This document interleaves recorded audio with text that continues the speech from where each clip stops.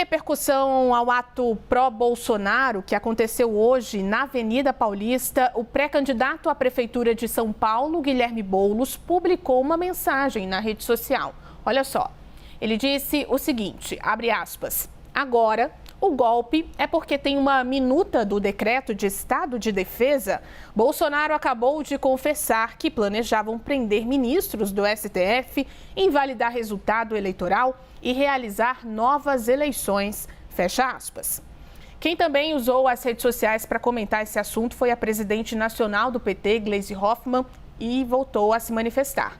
Ela disse, a gente vai mostrar agora na tela, abre aspas, não adianta amaciar discurso nem pousar de vítima. O Brasil e o mundo conhecem o prontuário antidemocrático, ditatorial e fascista de Jair Bolsonaro.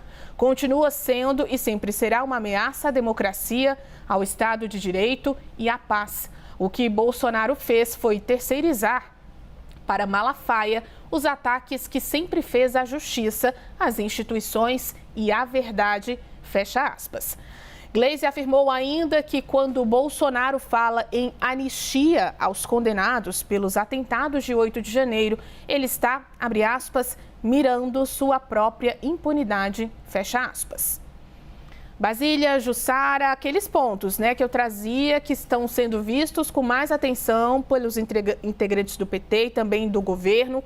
A fala do ex-presidente sobre anistia a quem foi preso por conta do 8 de janeiro e também aquela questão de uma fala que sinaliza ali que ele tinha realmente, tinha conhecimento sobre aquela minuta do golpe, mas que não era inconstitucional, que estava ali tudo previsto na lei.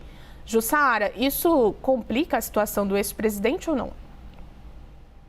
Olha, Juliana, foi dentro de um discurso calculado para não trazer problemas ao ex-presidente, esse ponto específico em que ele cita a minuta é o ponto mais sensível.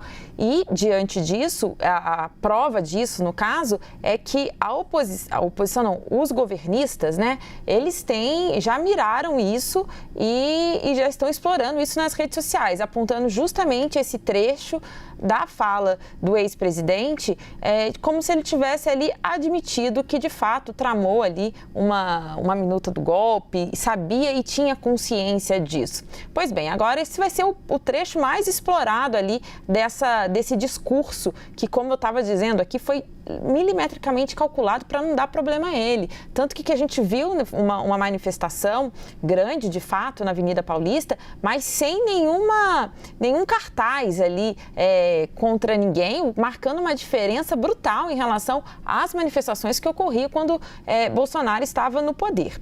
Pois bem, chama atenção também para o trecho que a deputada e presidente do PT, Gleisi Hoffmann, traz, que ela diz que coube ao Malafaia a fazer, Silas Malafaia, o pastor que ajudou a organizar, coube a Silas Malafaia fazer esse ataque, fazer essa crítica a Alexandre de Moraes.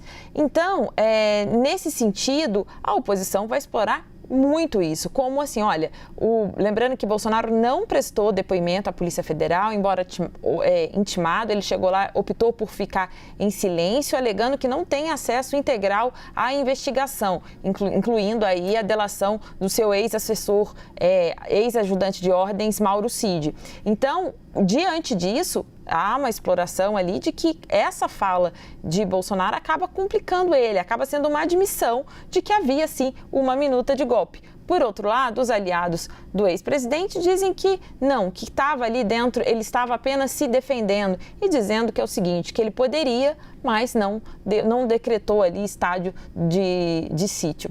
Aí, enfim, nos próximos dias, pode ter certeza, Juliana, a gente vai falar muito sobre esse trecho dessa fala. Bom, Basília sabe bem disso. Com certeza, Basília, vou trazer uma outra manifestação aqui pelas redes sociais para a gente também analisar, que foi do ex-presidente do Partido Novo, João Amoedo. Ele disse o seguinte, abre aspas, após Bolsonaro confessar que havia uma minuta do golpe e pedir anistia aos manifestantes de 8 de janeiro, assumindo então que eles são culpados, fica ainda mais óbvio que o ex-presidente deveria ser preso, fecha aspas. Basília, manifestação mais dura em relação, inclusive, à prisão do ex-presidente Jair Bolsonaro, que vem, então, do ex-presidente do Partido Novo. Hoje o ex-presidente Jair Bolsonaro lançou o movimento do Com Anistia, né? Depois de um tempo que a gente tem ouvido muito do sem anistia, ou seja, que as pessoas que estão sendo investigadas e condenadas não tenham o privilégio do abrandamento da lei, né? Não tenham um perdão, não sejam esquecidas, né? Como aquelas que tentaram um golpe no país. O ex-presidente Jair Bolsonaro falou disso e está contando com o apoio de deputados, senadores, para fazer essa pauta girar ali no Congresso Nacional. Ele não tem uma maioria, mas tem barulho ao seu lado, ou seja, pessoas que lidam muito com redes sociais, pessoas que gostam de estar no fronte da notícia, dos discursos. A gente vai ouvir falar muito, então, do movimento Com Anistia ao longo de 2024. Ele pede para os seus apoiadores, mas talvez indiretamente ou diretamente, a gente tem que ver aí. Com certeza ele está pedindo para ele também. Não sei se direto ou indireto, vai de acordo com a interpretação de cada um. Porque ele sabe que o próximo passo dessa investigação é prendê-lo. A decisão da Suprema Corte em mandar a Polícia Federal apreender o passaporte de Bolsonaro, ou seja, impedir que ele deixasse o Brasil, já foi um recado da investigação. São algumas medidas ali cautelares que em várias operações a polícia, lado a lado com o Supremo Tribunal Federal, executou como forma de segurar possíveis presos, segurar alvos da investigação que pudessem fugir do Brasil. A defesa de Jair Bolsonaro diz que ele nunca cogitou isso e até tendo a oportunidade no fim do ano passado de deixar o Brasil e ir para a Argentina, para a posse do novo presidente argentino, Javier Milei, ele comunicou antes ao ministro Alexandre de Moraes que estava indo viajar, mas que seriam somente alguns dias e retornaria ao Brasil. Então você vê aí dois campos políticos divergindo, obviamente, sobre quem e como vai ser punido pelo 8 de janeiro e por toda essa bolha de desinformação, estes atos antidemocráticos, tudo isso que a gente, né, enquanto brasileiro, jornalista, vem vivendo. O que de fato vai acontecer, Juliana e Jussara? A investigação dirá. Depois de ter falado de maneira natural de uma minuta do golpe, há, neste momento, para a Polícia Federal, uma decisão a ser tomada, né? E volto a dizer, passo a passo com o STF. Chamar Bolsonaro para depor novamente, ele, na oportunidade que teve, ficou calado, mas agora deixou aí rastros ou propositalmente, né, foi dito isso em seu discurso como uma provocação aos investigadores, ainda que não tenham tido grandes ataques, xingamentos. A manifestação em si foi uma grande resposta à investigação de que mesmo inelegível e não eleito em 22, mesmo com esse cerco de que pode ser preso a qualquer momento, ele conta com o apoio de um expressivo grupo político, né? Nessa divisão, polarização política no Brasil, ele ainda consegue ser voz eficiente na convocação de pessoas que vão em pleno domingo para a Paulista. E não só da militância, né, Jussara, de figuras importantes que subiram ali no trio elétrico, figuras inclusive que estão sendo projetadas mais para frente, a ex-primeira-dama Michele Bolsonaro, Nicolas Ferreira, tem ali uma intenção do PL de colocar essas figuras na rua para elas serem testadas politicamente. E também subiu nesse palanque de Bolsonaro, Tarcísio de Freitas e o prefeito também aqui de São Paulo, Ricardo Nunes. Exatamente, Juliana. O governador Tarcísio de Freitas inicialmente não estava previsto ali para falar, mas acabou dando um depoimento e falando que Bolsonaro que o escolheu, né? Que Bolsonaro fez isso por algumas pessoas.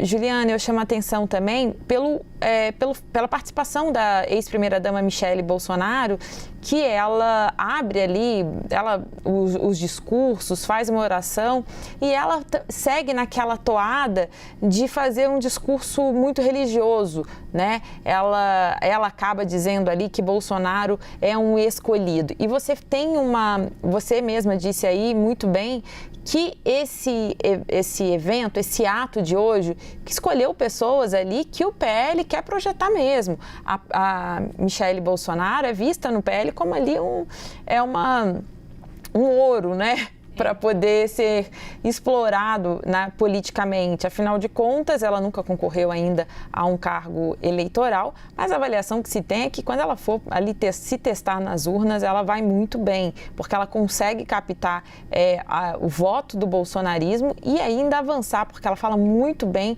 com o público evangélico e é mulher. Então, isso ela ajudaria a quebrar algumas resistências. Então, de fato, isso foi muito calculado mesmo. O governador Tarcísio de Freitas é esse aliado ali de Bolsonaro e entre todas as pessoas ali que acabaram sendo eleitas com a chancela de Bolsonaro, o Tarcísio aqui está assim, melhor posicionado, porque de fato foi a primeira eleição que ele participou e acabou ganhando ali o governo de São Paulo. Lembrando que ele nem morava em São Paulo. Ele é carioca, tinha vida aqui há muito tempo em Brasília e mesmo assim conseguiu ser eleito em São Paulo. Então ele acaba fazendo um discurso muito voltado para isso, tentando demonstrar ali essa força de Bolsonaro. Agora, você mencionou aí o deputado Nicolas Ferreira. Ele e o deputado Gustavo Gayer são ali dois jovens ali do bolsonarismo e que tem um discurso mais radical ali entre os integrantes do PL, mas chama atenção porque eles fizeram um discurso bem ameno ali, não fizeram nenhum ataque, mudaram o tom também porque sabiam que era um ato que podia realmente trazer essa fotografia que Bolsonaro queria fazer, mas sair do tom poderia complicar a vida não apenas de Bolsonaro, mas de todo mundo que estava em cima desse trio elétrico.